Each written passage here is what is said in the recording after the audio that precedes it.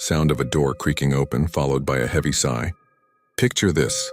You've had the worst day of your life. You're broke, you're exhausted, and all you want is the comfort of your own home.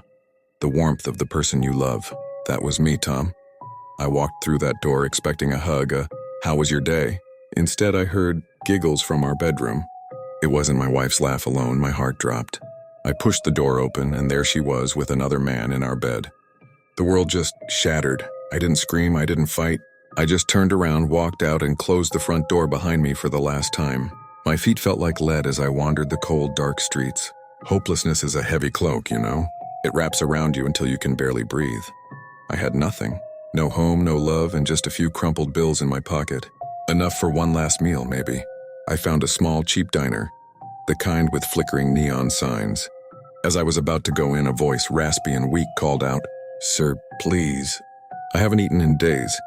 I turned to see an old man huddled against the wall, his clothes little more than rags, his eyes filled with a desperation I recognized in my own heart.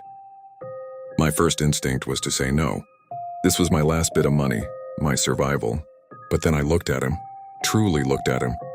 He was me, just a few steps further down the same miserable road. What was one meal to me, when it could mean everything to him? With a heavy sigh, I handed him all the money I had. "Here," I said, "get yourself something hot." He stared at the money, then back at me, his eyes welling up with tears. Thank you," he stammered. I have nothing to give you in return except this." He reached into his tattered coat and pulled out a rolled-up, dusty piece of paper, tied with a string. It looked like a child's drawing, all faded and rusty from age. "It's all I have," he whispered. I almost refused, but I saw the pride in his eyes, so I took it. I spent that night on a park bench, my stomach growling, clutching that worthless piece of paper.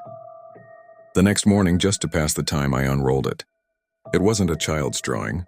It was intricate, detailed, an old architectural blueprint of some kind.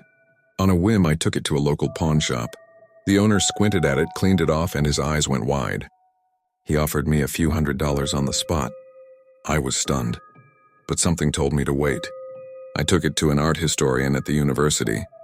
Her jaw dropped. It wasn't just any blueprint. It was a lost original draft by a world-famous architect from centuries ago, a one-of-a-kind masterpiece thought to be lost to history. Fast forward a few weeks. I'm standing in a packed auction house wearing a rented suit. My hands are sweating as the bidding starts. 100,000, 500,000, a million. It just kept climbing. The final gavel fell at $2.5 million. My life changed in that single moment, all because of an act of kindness on my darkest night. I lost a home, but I found my humanity. And in giving away my last few dollars,